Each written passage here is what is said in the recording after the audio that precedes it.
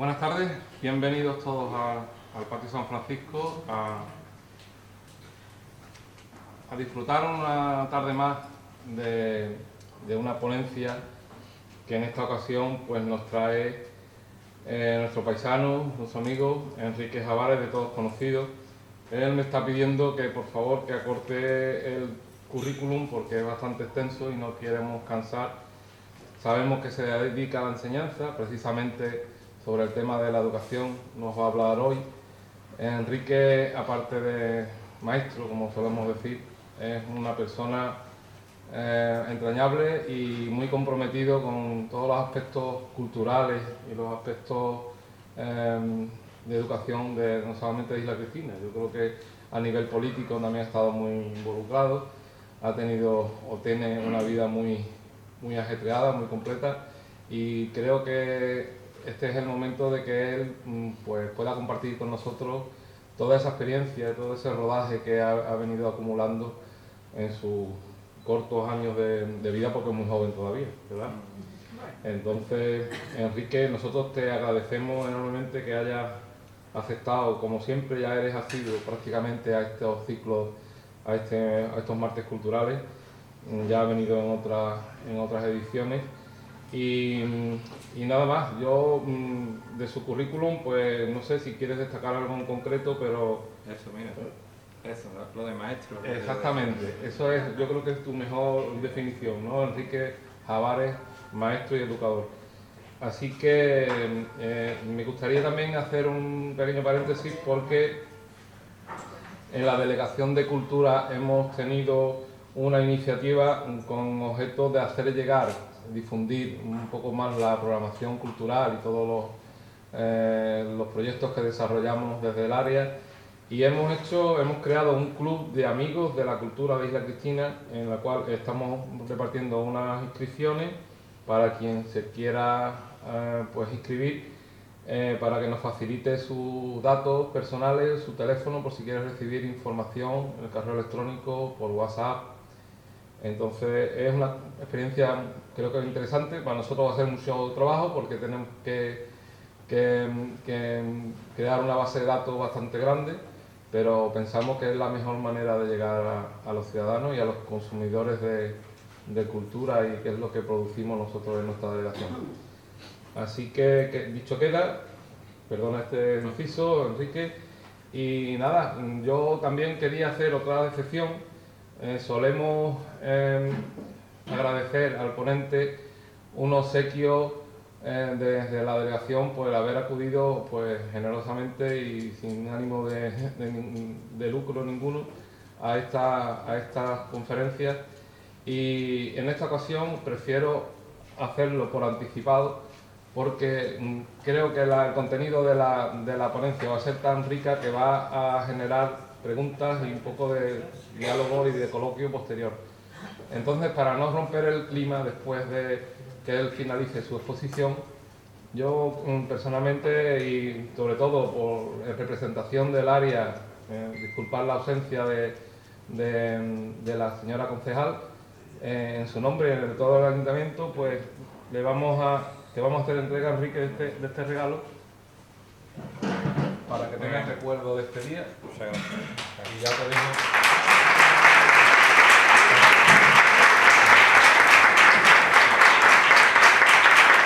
Así que le cedo la palabra a nuestro amigo don Enrique Javares Barrera. Muchas gracias a todos. Bueno, como decía antes Francia, que le doy las gracias por la presentación, pues muchas veces se escriben varios folios. ¿Se escucha bien? ¿Se escucha bien? Buena voz tengo, ¿no? Llevo Coca-Cola muchos años y carnaval y tal. Decía que el tema de los currículos, yo me quedo con esa palabra de maestro, ¿no? Porque es la profesión a la cual trabajo desde hace 30 años, la que siempre tuve claro que quería hacer, y por eso cuando la gente me pregunta, ahora se habla mucho de expertos en educación, expertos en un tema, expertos en otro. Yo creo que todo el mundo tiene capacidad para transmitir lo que siente y lo que piensa sobre un tema concreto. Y yo, son 30 años de magisterio, entonces yo, con la palabra de maestro es con la que más me identifico. Quiero agradeceros a la Delegación de Cultura y sobre todo a los asistentes que estáis hoy aquí, que habéis tenido a bien acompañarnos en el día de hoy. La conferencia que hablé con Miguelín y que hemos planteado se llama La educación en el siglo XXI, retos y oportunidades. Y pongo ahí una visión personal y profesional por un tema en concreto. Muchas veces está claro que cuando escuchamos a una persona hablar durante media hora, una hora, que puede ser la duración que más o menos tenga una charla como esta, está claro que no vamos a compartir todas las ideas y todo lo que se dice por parte de los ponentes, ¿no? Y hay muchas veces que vamos a una ponencia, escuchamos a una persona hablar, que lo que hace es transmitir su visión personal y profesional, y después queremos rebatir en un debate, entrar en preguntas, en disquisiciones, decir lo que ha dicho es lo que corresponde o no corresponde. Esta es mi idea de cómo yo veo la educación desde el punto de vista personal y en la experiencia profesional que tengo. Está claro que aquí hay compañeros y compañeras que son maestros, docentes. Me ha venido hasta mi inspector de referencia del próximo curso, mi amigo Eugenio, que ha venido de Punta Umbría, está aquí. Está claro que a lo mejor no vamos a compartir todas las cosas, pero es mi idea y me tenéis que respetar, y yo sé que lo vais a hacer, ¿no? Porque muchas veces cuando estoy en mi casa comiendo con mis padres y tal, y mis hermanos, mi padre que es maestro, pero maestro heredero, que no tiene nada que ver con lo mío, o que ha sido maestro heredero toda la vida, me dice: chiquillo, no digas estas cosas que la gente te puede coger coraje, a veces, ¿no? Cuando hablamos de temas de educación. Entonces es un tema que genera mucho debate, pero yo voy a dar mi visión personal de cómo yo veo el tema, ¿vale? Por eso, que nadie se asuste.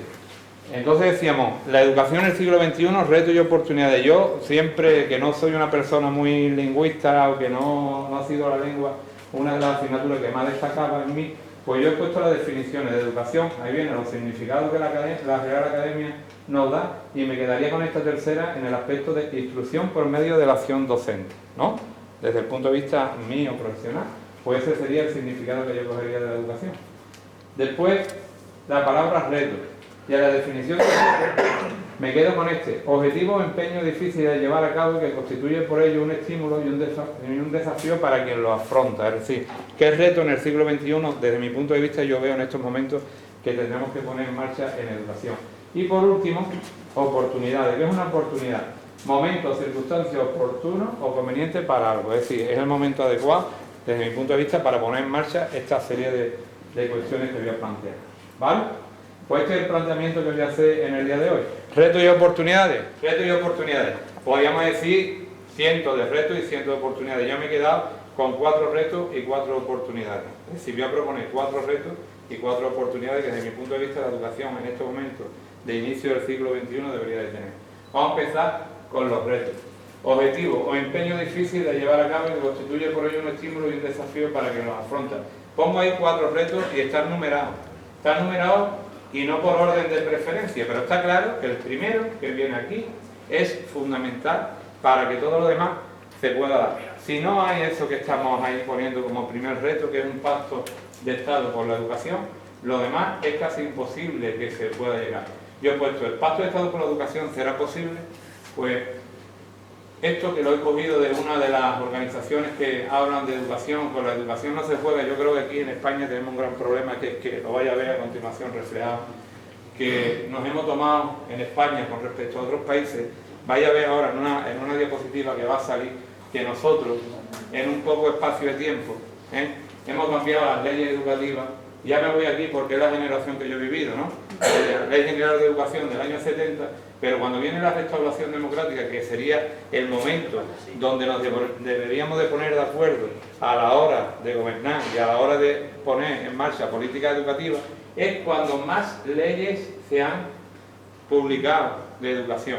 Y una ley de educación desde 1980 hasta el 2013, que ha habido 6 normativas enteras, algunos con unos cambios muy importantes que para llevarlo a cabo en los centros educativos genera un montón de situaciones de cambio de currículum, de organización, de enseñanza. Ahora teníamos la EGB, después tenemos la primaria, después la primaria con la secundaria, después de la secundaria nos vemos al bachillerato, tenemos los ciclos formativos, y esto genera unas situaciones problemáticas en los centros bastante difícil de abordar. Pero fijarse una cosa, que estos cambios se dan por una cuestión que en política parece que es lo mejor, pero a veces también perjudica, que son las mayorías absolutas que ha habido hasta ahora. Todo el que entra ha querido marcar su impronta. Bueno, aquí además que han entrado 2, hasta ahora, Bueno, si hablamos de la UCD probablemente al principio, pero luego además que han entrado 2. Cada vez que han entrado uno, ha cambiado la ley educativa que hizo el otro. Tal es así que esta ley, por ejemplo, que hay aquí, la ley Orgánica de Calidad de Educación, LOCE del 2002, que es una ley que publicó, o estaba en el gobierno del PP en aquel momento, entra luego el gobierno socialista y no se llega ni a aplicar esa ley. Automáticamente se cambia y se publica la de 2006, que es la Ley Orgánica de Educación. Y fijarse que habéis escuchado hablar en estos años de la LONCE. Bueno, seguro que habéis escuchado hablar de la LONCE, ¿no? Ley Orgánica Mejora Calidad Educativa. No tiene nada más que un artículo. Y sin embargo se ha escrito río de tinta sobre la LONCE. La LONCE lo único que hace es modificar la LOE. Lo que pasa es que lo modifica de tal manera que genera otra vez un cambio grandísimo en la estructura de muchos de los planteamientos que hay. Por eso yo digo que, bueno, no lo digo yo, lo he puesto aquí para que haya constancia. Los países que triunfan en el ámbito educativo a nivel internacional, y aquí está Japón, Corea del Sur, Finlandia, China, Liechtenstein y Singapur, la clave es que tiene un pacto por la educación que dura más de 40 años. Esté quien esté en el gobierno, ellos han tenido por encima de todo el pacto de la educación como primer objetivo fundamental. Entonces, ese es uno de los retos que si nosotros queremos, probablemente, alcanzar con muchas otras circunstancias, ¿no? Que no solamente es esto, poder tener como reflejo a esos países que tanto hablamos cuando sale el informe PISA, Finlandia, el número 1, ¿no? Total, ¿qué hacen esta gente bien que nosotros le pudiéramos copiar? Pues fundamentalmente es esto, que tiene un pacto por la educación que dura más de 40 años en muchos de los países estos que estamos analizando. Por eso creo que es una de las cosas que debemos tener en cuenta. Ya lo utilizo esta viñeta. La democracia no se aprende, se practica. Es decir, hoy, con las circunstancias que tenemos en estos momentos, esto es imposible, un pacto por la educación. Pero es que esto es lo que vamos a tener durante muchos años, ¿eh? Uno arriba, otro abajo, el otro pasa ahora primero, pasa segundo, pasa tal, pero se acabaron las mayorías absolutas, desde mi punto de vista, para un largo periodo de tiempo. Con lo cual, habrá que poner en marcha esto, practicar la democracia, y nos tenemos que poner de acuerdo para llevarlo a cabo. ¿Es posible o no es posible? Pues fijarse que puede parecer difícil, no son capaces ni de configurar un gobierno en este momento, como además para hablar nosotros del pacto, pero seguramente que una vez que se configure el gobierno, una de las primeras cosas que debería de abordar sería el pacto por la educación. Mira, ahí están los 4 grupos políticos con mayor representación en el Parlamento. Fijarse lo que dicen los programas de cada uno de ellos para que veáis si es posible. El PSOE, derogar la LONCE y promover una nueva ley básica de educación. Vale. PP, pacto de Estado por la educación. Ciudadanos, pacto de Estado por la educación. Unidos Podemos, derogar la LONCE y crear una nueva ley de educación que nazca del debate y la participación de toda la comunidad educativa. ¿Están los 4 de acuerdo en eso o no?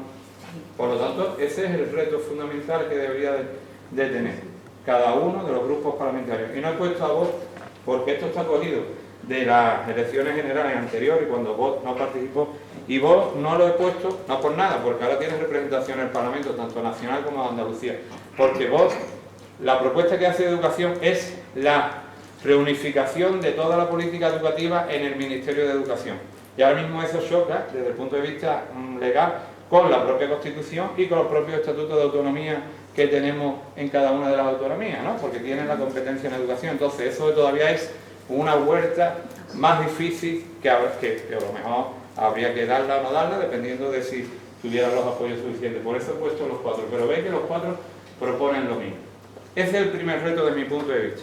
El segundo, mejora la formación y selección del profesorado, tanto la formación inicial, mejora la selección y acceso a la función docente y mejora la formación permanente. ¿Quién puede estudiar magisterio en España? Cualquier persona que acabe bachillerato o que acceda por un ciclo formativo superior y que decida estudiar magisterio. Pero ¿a todo el mundo le gusta ser maestro o maestra? ¿O profesor o profesora? ¿Todo el mundo tiene las condiciones personales para ser maestro o maestra? Pues si me voy otra vez a lo mismo de antes, de estos países, en la formación inicial, en Finlandia, por ejemplo, no entra nadie que no tenga en torno al bachillerato de una nota de 10, no entra nadie a estudiar magisterio o a ser docente que no tenga mínimo un 9, de ahí para arriba. Estos días atrás ha salido una noticia de Cataluña que están haciendo como unas pruebas a todas las personas que quieren estudiar magisterio para ver si tienen unas cualidades que deberíamos de tener en cuenta, porque es que con la formación inicial que tenemos en estos momentos no podemos seguir funcionando de esta manera. No es normal que salgan los compañeros y compañeras de la universidad después de 4 años ahora que se estudia magisterio y cuando se van a preparar unas oposiciones prácticamente tengan que empezar de cero. Hay que empezar de cero. ¿Por qué? Porque la formación que se recibe no está acorde a lo que ha habido, porque probablemente con todos los cambios normativos estos que hemos hablado anteriormente, ni la propia universidad se ha puesto al día de los cambios. Y lo estoy diciendo con conocimiento del tema, porque ahí hay un compañero, Rafael, al que felicito públicamente, porque ha aprobado las oposiciones este año y ha cogido su plaza, y después personas como él, que creo que era la cuarta o la quinta vez, ¿no, Rafael? La quinta vez que se presenta, son 10 años, cuando desde el primer momento ya ha demostrado que era un gran maestro o un magnífico maestro. Pues este tipo de gente, como Rafael y como otros compañeros, habría que abrirle la puerta a una mejora en la selección y el acceso a la función docente. Aquí no puede ser, como yo le digo a él y le digo a muchos compañeros, que aprueban las oposiciones, normalmente, yo también las he aprobado, el que tiene mejor memoria y el mejor monologuista, porque hay que trabajar 25 temas de memoria y te caen 3 y tú eliges uno, y después durante una hora hacer una exposición, como yo estoy haciendo aquí. Claro, la persona que no tenga capacidad de comunicación, no sea capaz de hablar en público, no tenga manejo de las situaciones, a veces va a tener muchos problemas, y a lo mejor también es un gran maestro, pero eso habría que trabajarlo previamente. ¿Cuántas veces nos han puesto a hablar en público, cualquiera de nosotros que recordemos, en el colegio, en el instituto, en la universidad? Prácticamente nunca. Entonces, claro, la gente tiene grandes problemas. Entonces hay que, desde mi punto de vista, también mejorar la formación inicial, pero mejorar la selección y el acceso a la función docente. Y después hay otra cosa, que es la formación permanente. Yo apruebo las oposiciones y empiezo a trabajar, y si yo decido no formarme nada más, ni nunca más, no tengo ningún problema. Pero resulta que la sociedad cambia, y vienen alumnos inmigrantes, ¿no?, en estos últimos años.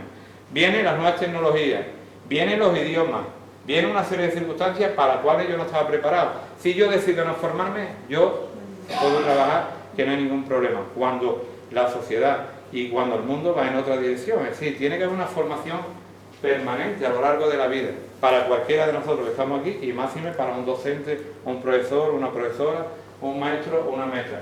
Yo he puesto otra vez aquí lo de los 4 grupos políticos, porque todos hablan de un nuevo acceso a la función docente, porque todos tienen claro que lo que estamos haciendo no es la mejor selección. No es la mejor selección. ¿Vale? Bueno, pues dice los 5 grandes problemas del profesorado español. La selección, como ya he dicho. En los sistemas que están funcionando en el mundo, el 100% del profesorado se recluta entre el tercio superior de los estudiantes, y entre los más brillantes. En España el sistema no selecciona a los mejores. Entonces habría que cambiarlo. Mucha gente que aprueba y mucha gente que está trabajando en los colegios son magníficos maestros y maestras, pero no todos somos magníficos y magníficas maestras. Aquí en Finlandia irían a los institutos y dirían: ¿quiénes son los mejores expedientes? Esta gente de aquí.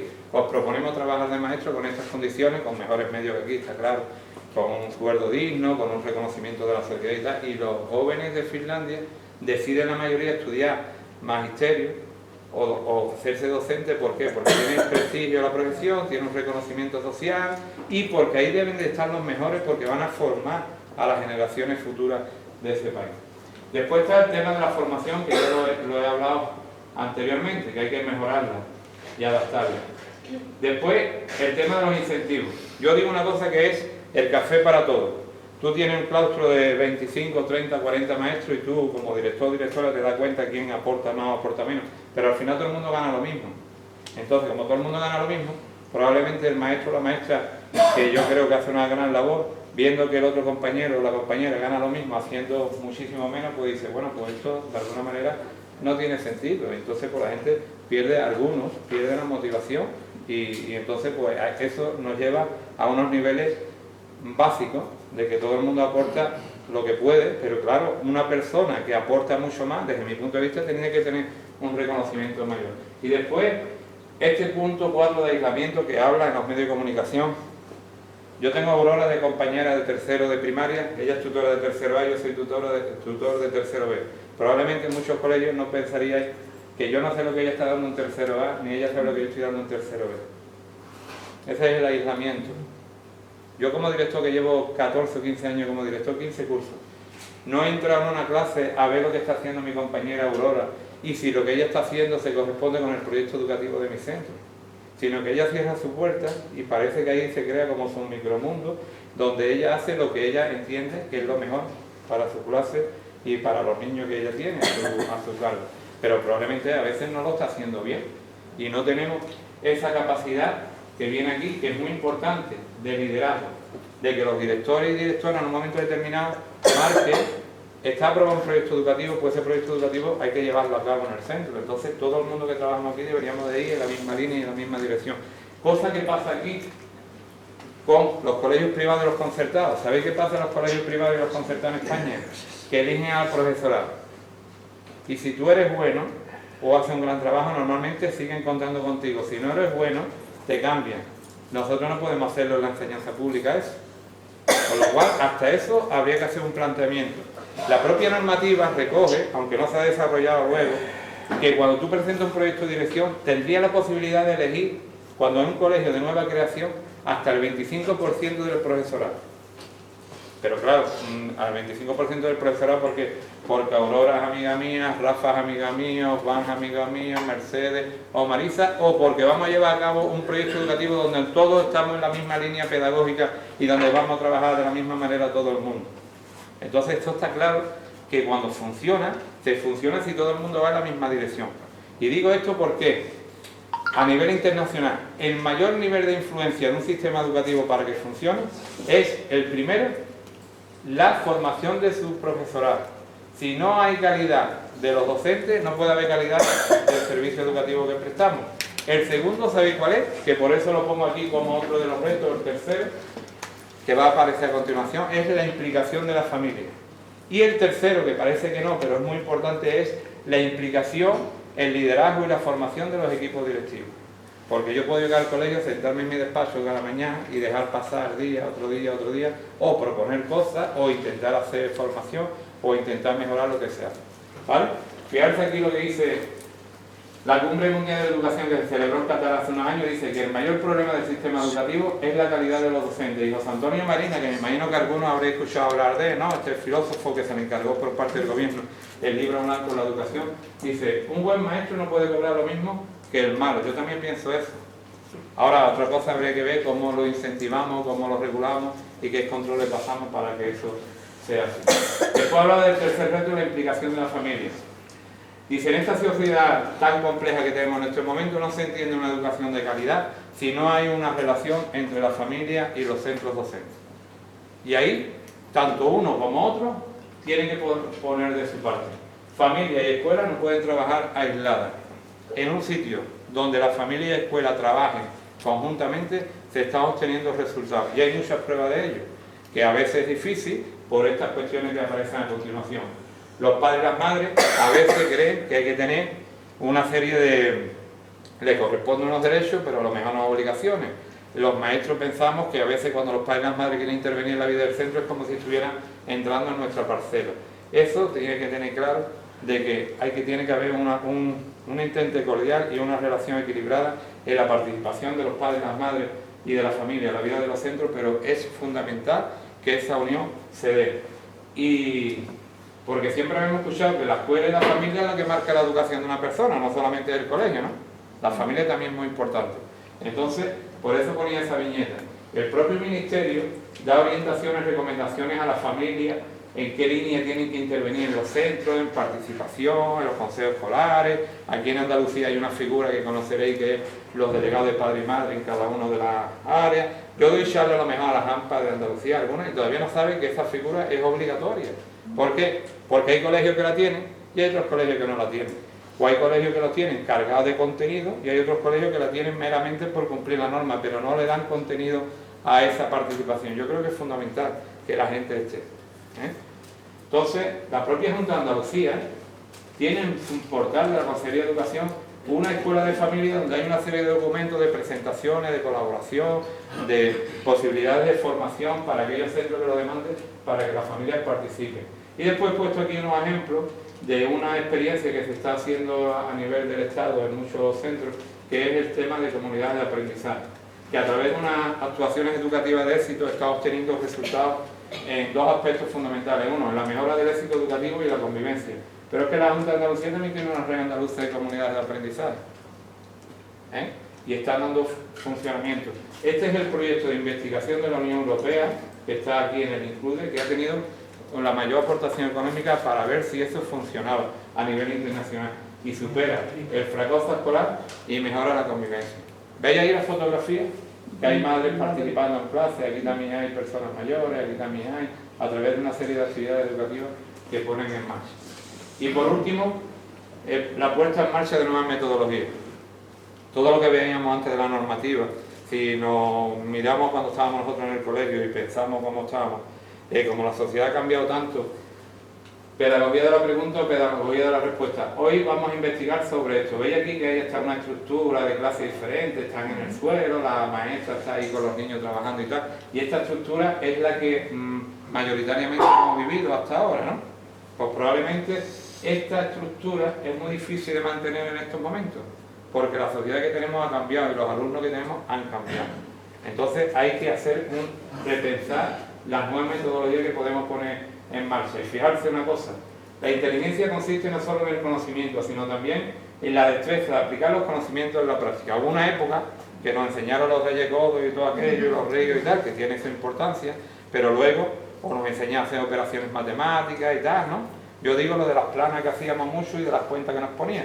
Y luego vamos a una tienda y no sabemos hacer una compra, ni sabemos cómo hacerlo, me refiero de alumno, ¿no? De edad escolar. Pues dice, la inteligencia consiste no solo en el conocimiento, sino también en la destreza de aplicar los conocimientos en la práctica. Eso no lo digo yo, lo dice una persona de hace muchos años, que no sé si conocéis, fijarse quién es, y lo dijo ya antes de Jesucristo, es decir, que ahora esto que se está tomando como referencia, es decir, que el conocimiento hay que llevarlo a la práctica, si no se lleva el conocimiento a la práctica, no sirve ese conocimiento porque no tiene utilidad, pues ya desde hace un montón de siglos eso venía dado por, en este caso, por Aristóteles. Tenemos los retos, que hablaba de 4, ¿no?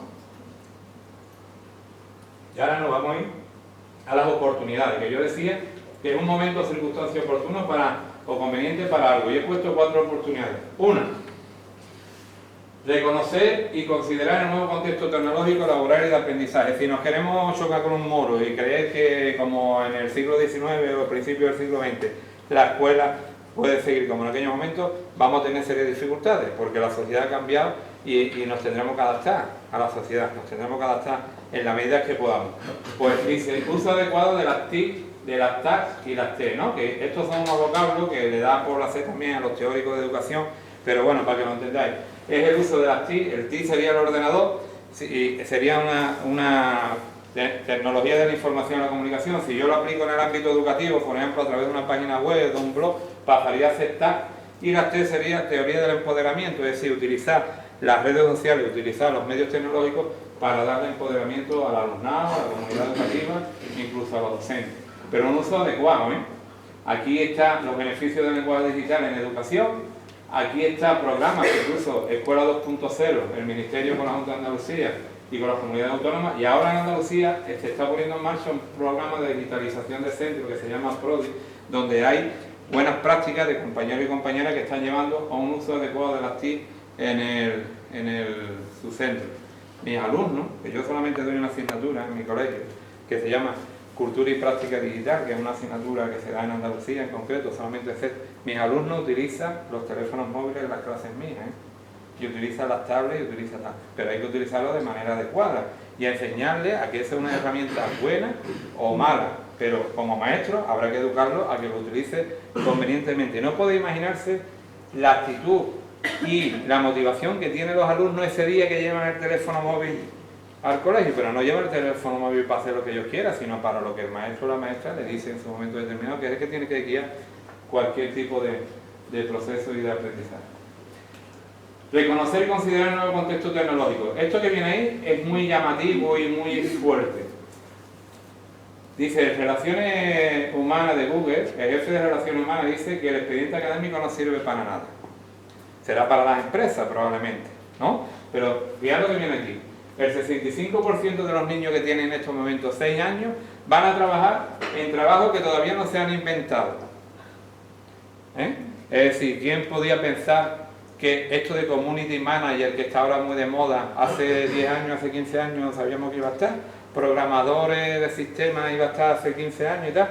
Es decir, que todavía hay un montón de trabajos que no sabemos ¿cuál va a ser? Por lo tanto, dice, la única certeza es que el cambio en los mercados laborales será constante. Y aquí hay la clave de la jugada. Entre las habilidades que se necesitarán en el mercado laboral, destaca el trabajo en equipo, la resolución de problemas, la comunicación eficaz y la capacidad de planificar y priorizar tareas.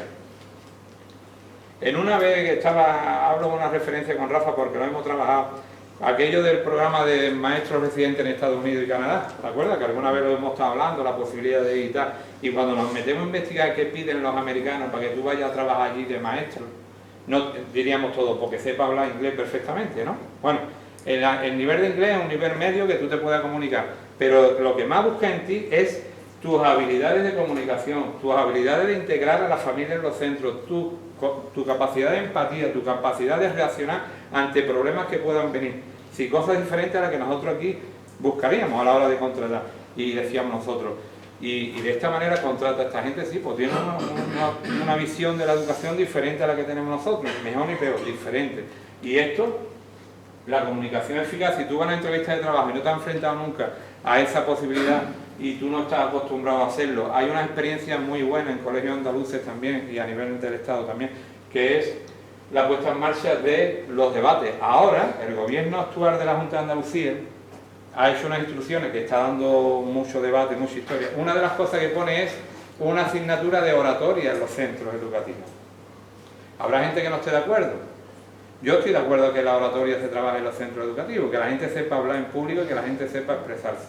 Porque siempre va a proponer o le va a hacer más positivo a esa persona que negativo. Entonces, habrá que ver cómo la enfocamos, porque es verdad que nos la han metido de sopetón y no sabemos muy bien cómo va a ir la cosa. Pero que como idea, yo no creo que sea una idea que esté mal. Por eso, hay que adaptarse al nuevo contexto de aprendizaje. Tenemos que lograr romper el papel de docente tradicional, implicando más al alumno en la creación de su propio aprendizaje. Aprendizaje cooperativo, colaborativo. He puesto aquí unos planteamientos que hay compañeros que lo llevan a cabo. Y esto de la clase invertida, lo de la clase invertida, que tiene un nombre en inglés muy llamativo, que es Flipped Classroom, es que hay un gran problema que se va a dar aquí. No lo quería poner porque eso sí que va a generar un debate gordo. ¿Los deberes se hacen en casa o se hacen en el colegio? ¿No? La clase invertida juega a lo contrario, es decir, antes de ir al colegio, normalmente tienen que haber visto en internet unos vídeos o unas cuestiones que yo les planteo como maestro, los niños lo ven, y cuando vienen al colegio lo que se hace es trabajar sobre lo que han visto en casa, y el rol del maestro cambia, es de facilitador, de comunicador, no de que yo doy mi clase magistral y a partir de que yo la dé hacemos las actividades, ¿no? Entonces son como una lluvia de ideas de cuestiones que están poniendo ahora en marcha y que parece que están teniendo resultados. Cambio en el contexto educativo, nuevos roles en la educación. Dice aquí María Teresa Lugo, que es una profesora de la universidad, dice, la paradoja es que tenemos en muchos casos una escuela que fue pensada para el siglo XIX, con docentes que fuimos formados en el siglo XX y con alumnos del siglo XXI. Entonces eso hace que tengamos que adaptar los roles. El rol de docente pasa a ser guía y facilitador del aprendizaje. Y el alumno y la alumna tiene que ser protagonista de su propio aprendizaje, con un papel activo, investigador, creativo, resolutivo, crítico, etc. Pero bueno, podéis pensar, eso lo estoy diciendo tú porque se te ha ocurrido porque tú piensas de esta manera, pero muchas veces me gusta argumentarlo con normativas. Ahora cuando se habla de competencias clave, por eso yo decía aquí, desarrollo eficaz de las competencias clave. Desde Europa, que por más que a veces pensemos que es bueno o malo estar en Europa, en el año 2006 ya hablaban de competencias clave. ¿Qué viene a decir la competencia clave? Lo que decía antes Aristóteles, que tú tienes que poner en marcha el conocimiento, las habilidades, las destrezas que tú tienes en la resolución de un problema y hacerlo eficaz. Lo que comentaba antes, si estamos trabajando la suma, la resta y tal, vamos a simular que vamos a un supermercado, vamos a hacer una compra, si sabremos plantear un menú semanal, cómo lo haríamos, qué presupuesto necesitamos, etcétera y tal, ¿no? Eso es lo que es trabajo por competencia.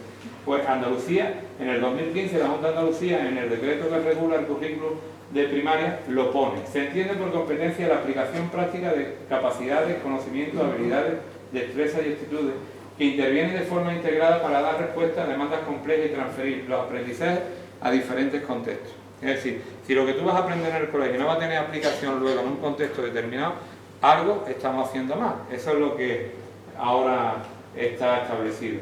En la LOE en el 2006 salieron las competencias básicas, que eran estas 8. Esto de competencias básicas fue por el lenguaje que a veces nosotros, a la adaptación del inglés al español y tal, pues fue competencias básicas, pero siempre en Europa fue competencias clave. Y en el 2013, con la modificación de la 11 a la 2, se le cambió el nombre a competencias clave. Sí, tenemos que trabajar para desarrollar estas 7 competencias clave: comunicación lingüística, matemática, digital, aprender a aprender, sociales y cívicas, sentido de iniciativa y espíritu emprendedor, y conciencia y expresiones culturales. ¿Vale? Ahí hablo de cómo hay que trabajar las competencias, que cuando tú estás trabajando en matemáticas con un alumno, explícame cómo he hecho este problema, cómo lo has resuelto, y el alumno se expresa, también está trabajando la competencia de comunicación lingüística, porque está expresando. ¿Vale? Sí, que hay que trabajar de manera integrada, no solamente trabajar una competencia, sino intentar que se desarrolle la mayoría de ellas, dinamismo, se adquieren niveles de desempeño mientras tú lo vas usando, es decir, no el mismo nivel competencial que voy a tener hoy que el que voy a tener dentro de unos años siempre que trabaje de esta manera, que tenga un aprendizaje funcional, que le vea al alumno sentido a lo que hace, participación y colaboración de toda la comunidad educativa. Yo le digo a un alumno que mañana traiga una receta típica de Isla Cristina, va a su casa, habla con su abuela, con su abuelo, con su familia, etc. Ahí está la participación de la comunidad educativa también colaborando en la enseñanza de salud. Y el diseño de tareas motivadoras, que vea al alumno que lo que hace le sirve para algo y que tiene funcionamiento y adaptación. Y fundamentalmente con lo que tú sabes, saber hacer y saber ser y estar. Es una de las claves donde se mueven las competencias claves. Y aquí he puesto esto para que sepáis que no es porque yo lo diga. Bueno, este nos está contando aquí su película, su idea, no.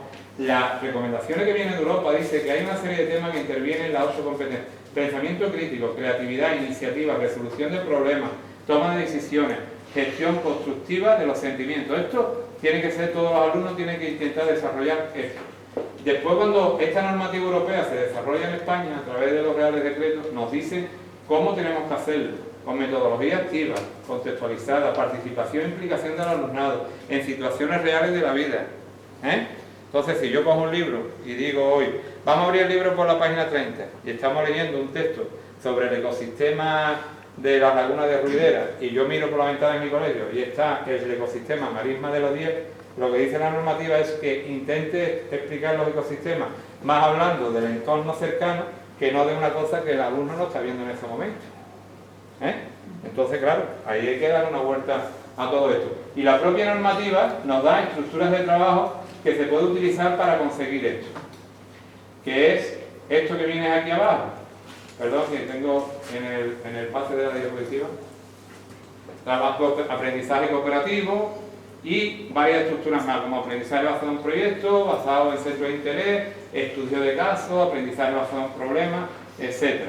¿Esto se está llevando a cabo en España? Pues claro que hay gente que lo han llevado a cabo, el proyecto Atlántida, proyecto Comba, que a nivel del Estado, donde todas las comunidades autónomas mandaban distintos centros al Ministerio para ver si se estaba haciendo bien este trabajo. En Andalucía, por ellos que estuvieron integrados el Instituto en el proyecto PIRBA, Programa de Integración de la Competencia Básica en Andalucía, y este programa de Andalucía, que a veces no sabemos ni venderlo, pues fue premiado a nivel europeo por la Red Europea para el Desarrollo de las Competencias Clave en la Enseñanza. Es decir, le dieron un premio a este proyecto que puso en marcha la Junta de Andalucía en distintos colegios e institutos, la Red Europea de Desarrollo de Competencias Clave. Y dice, las competencias clave han llegado para quedarse. Antes lo hablaba con Miguel y que la conferencia del año pasado también dije esto, de que ha llegado para quedarse y entonces tenemos que adaptarnos. Han llegado para quedarse porque o nos salimos de Europa o nos exigirán que trabajemos así. ¿Entendéis cómo es? Si tú no puedes estar en Europa y hay una normativa europea que hay que cumplir todos los países y tú te la saltas a la torera porque tú crees que eso no es así, entonces pues te dirán, oye, pues te sales o te adaptas o algo tienes que hacer. Y fíjate qué llamativo esto que viene aquí. Este compañero, que es un profesor de la universidad, Javier Manuel Valle, dice: no educar en el siglo XXI por competencia es un fraude. Es decir, si la normativa, si de Europa viene de esta manera que hay que trabajarlo, si en la normativa estatal está, si en la normativa andaluza está, ¿por qué todavía hay muchos centros educativos que no trabajan por competencia y trabajan con la metodología tradicional, que también vale para algunas cuestiones, pero que está claro que nos dicen que tienen que hacer de esta manera?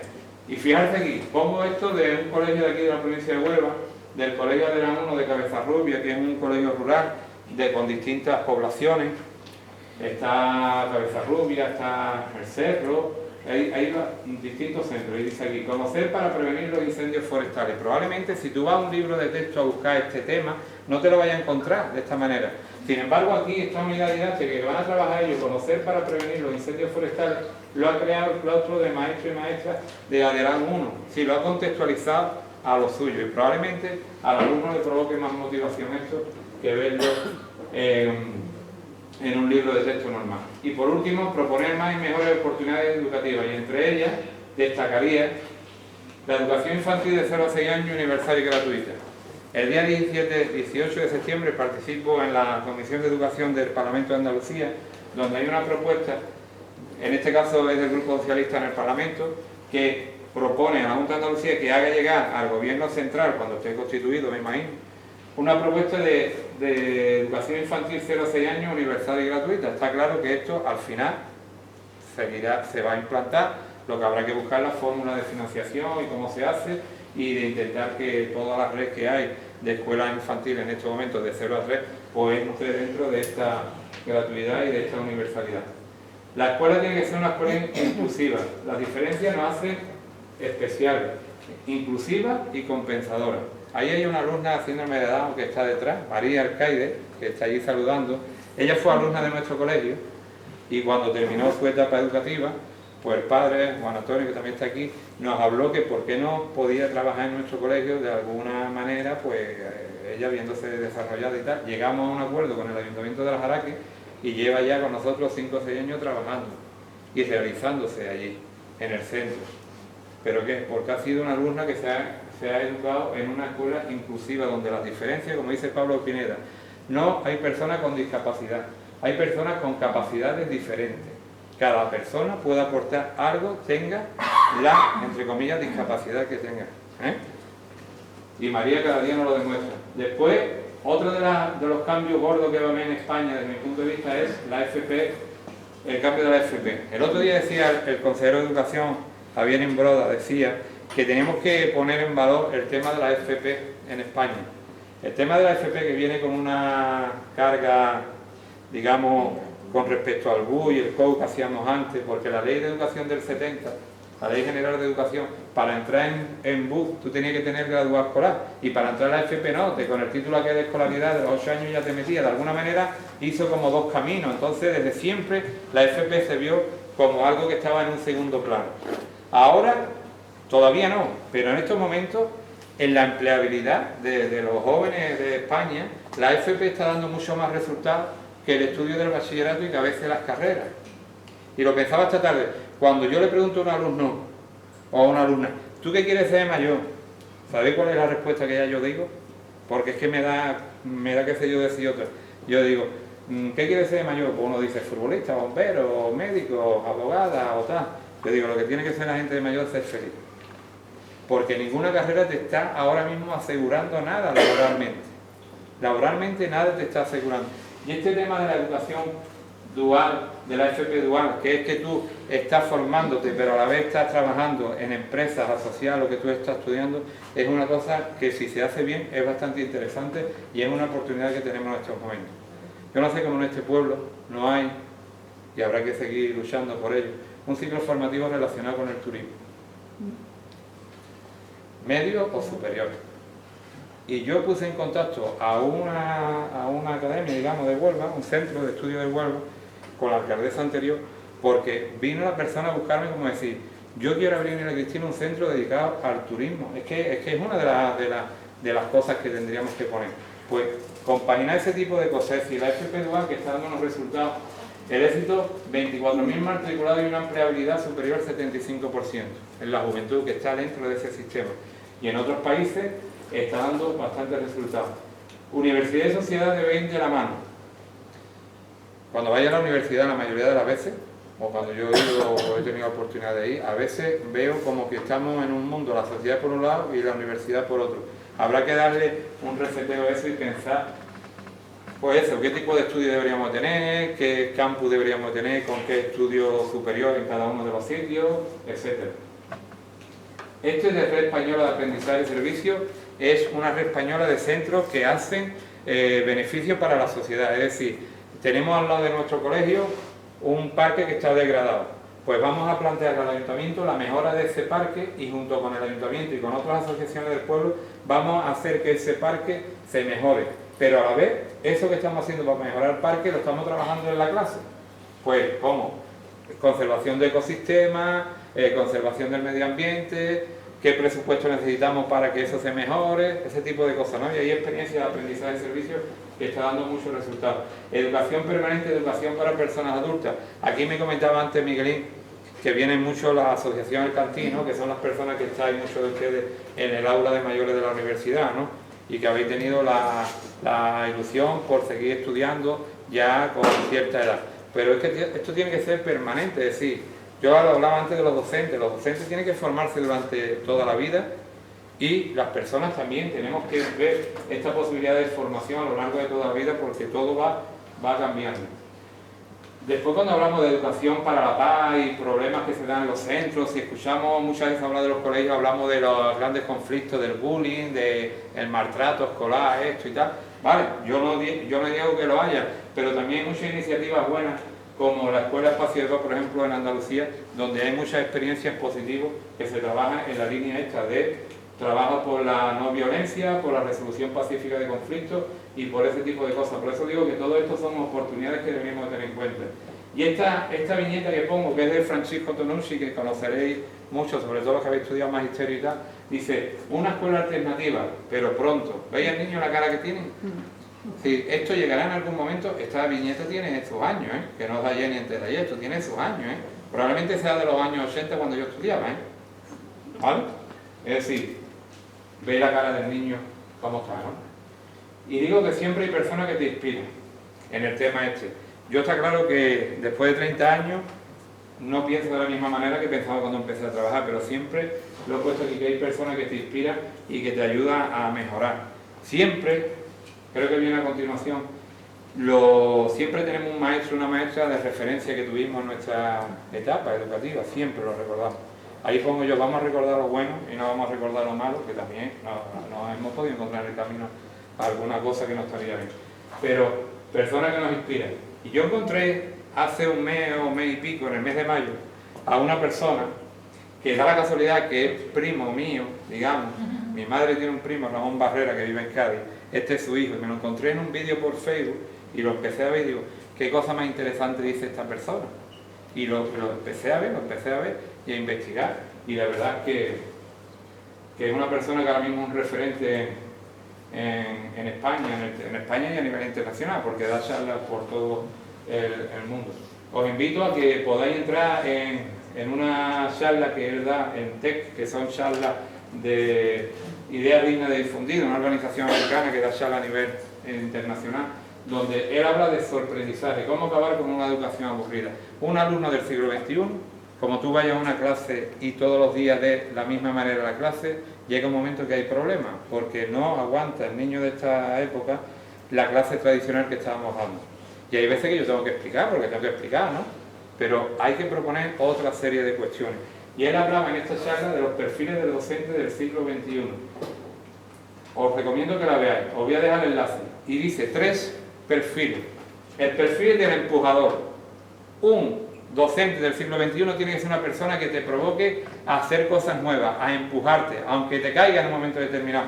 Y pone esto: acérquense al borde, no podemos, tenemos miedo. Acérquense al borde, no podemos, nos caeremos. Acérquense al borde. Y se acercaron. Y él lo empujó y volaron. El docente tiene que ser un empujador, de retarlo, de vamos a hacer esto, vamos a afrontarlo. Te puedes equivocar, pero vas a aprender con la equivocación también y seguramente la próxima vez lo vas a hacer de otra manera. Él habla de que un docente también tiene que ser un donante de sangre, de estímulo, de ganas, de motivación, de pasión. La gente que somos de aquí, muchas veces lo digo, cuando yo veo entrar un maestro o una maestra al colegio y decir por la mañana, a las 9 de la mañana, no son la mayoría, son muy pocos, pero los hay. Aquí vengo yo como si fuera al patíbulo, si es la profesión más bonita del mundo que podemos tener. Pues eso es lo mismo que ir 6 meses a Dakar o a Angola, que no es lo mismo. Pues yo pienso en eso todas las mañanas. que tuve la suerte de elegir esto en vez de elegir lo otro, que los otros están dignos como los nuestros, pero es diferente.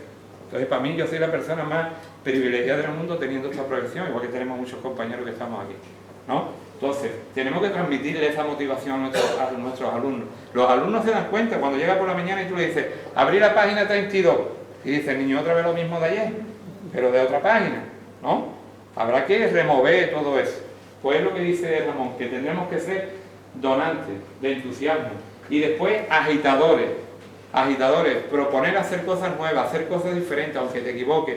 Yo te voy a provocar que tú seas capaz de hablar en público, de que seas capaz de contarle a tus compañeros cuál es el trabajo que has hecho ayer, cómo había hecho este grupo este trabajo, proponerlo, hacer una presentación como esta. Estas presentaciones que yo veo, que a algunos le puede decir que no es el PowerPoint de toda la vida, es otra herramienta, pues estas lo hacen los alumnos de sexto de carrerilla, porque están acostumbrados a vivir con eso. Lo hacen mejor que nosotros. A mí me ha costado 7 o 8 horas hacerla, pero esta gente lo hace en media hora, ¿eh? ¿No? Entonces él habla de estos 3 perfiles: empujadores, donantes y agitadores. Y este ha sido, a mi manera, se le ha puesto los pelos de punta porque dice, de espalda, estaba esta de esto y dice, esto es como el Club de los Poetas Muertos. Digo, mira la pantalla, y vio la fotografía y se creía que era como magia que había pasado, ¿no? Dice, un buen docente tiene que mover, hacerte pensar, remover, emocionarte el corazón, y remover, provocar para que tú seas capaz de hacer cosas. ¿Cuánta inteligencia se habrá quedado en esos bancos o en esos asientos de las escuelas por no haber sido nosotros capaces de proponer a que hagan cosas diferentes? Algunos compañeros y compañeras, o alumnos y alumnas. Es decir, motivarlos. Todos hemos tenido en algún momento de nuestra vida un maestro, una maestra, un profesor o profesora que nos ha marcado para bien. Quedémonos con lo bueno. Seguro que todos ahora mismo estáis pensando en ese hombre, en esa mujer, maestro o maestra, profesor o profesora que os marcó para bien, seguro, para bien. Todos seguro que tenemos gente en la cabeza. Y para terminar, como yo le digo a mis alumnos, todo esto que está aquí no viene solamente de mi cabeza, sino que yo he estado buscando, investigando esto y tal. Y yo le digo a mis alumnos, eso que dicen muchas veces, que no quiero nombrarlo porque está mi hijo ahí y me va a decir luego, ¿para qué me nombra? En la universidad todavía, terminando la carrera universitaria, todavía se piden los trabajos hechos a mano, porque piensa que se van a copiar. Tú copias, si tú dices, ¿de qué color caballo blanco de Santiago? ¿Qué pones tú? Blanco, ¿no? Ahora, si tú le dices, ¿tú crees que con este ecosistema que tenemos aquí, cómo se conservaría, cómo lo haríamos para una conservación adecuada? ¿Van a repetir todos los alumnos las mismas preguntas? Cada uno dará la opinión que le merece, ¿no? Por eso yo le digo a mis alumnos que cada vez que haga un trabajo me da igual que copien de algún sitio, pero que lo digan o que lo pongan como referencia. ¿De dónde han cogido la información? De internet, de libros y tal. Por eso yo os pongo ahí de dónde he cogido las informaciones. Hay cuestiones de compañeros míos, está Manolo López, está Mónica Roldán, una compañera mía que hemos trabajado conjuntamente, Manolo López García, que es un director de un colegio de Roqueta muy amigo mío, Ramón Barrera, como decía antes, lo de su aprendizaje, su conferencia, y un montón de páginas web, de periódicos, de referencias normativas que hemos obtenido de ahí. Y por último, os digo una cosa, que eso lo manejan los niños como si fuera. Muchas veces vemos eso y no sabemos qué es, ¿no? Los códigos QR, lo vemos por ahí y dice, ¿eso qué es código QR? Eso de código QR es que si tenéis la aplicación en el móvil, el que quiera, ahora mismo hace 5 a su móvil, copia el código QR y directamente tiene esta presentación en su móvil para cuando la quiera ver. Entonces, eso lo hacen los niños en el colegio. Es decir, ponemos en las paredes del colegio un mapa de Andalucía y en Granada ponemos un código QR y si vas con el móvil y haces así, ¡pam!, te sale la Alhambra virtual, ¿no? O el Parlamento de Andalucía. Eso que parece ciencia ficción, son cosas que se hacen en los colegios en estos momentos. Por eso quería ponerlo. Entonces, si queréis descargar la presentación con el código QR, ahí la captáis y la vais a tener. Y después, bueno, como sabéis que ahora todo lo de las redes sociales y toda la comunicación, si queréis tener contacto, bueno, aquí está mi correo electrónico y estas son las 2 redes sociales que suelo utilizar con más asiduidad. Entonces, muchas gracias por vuestra atención.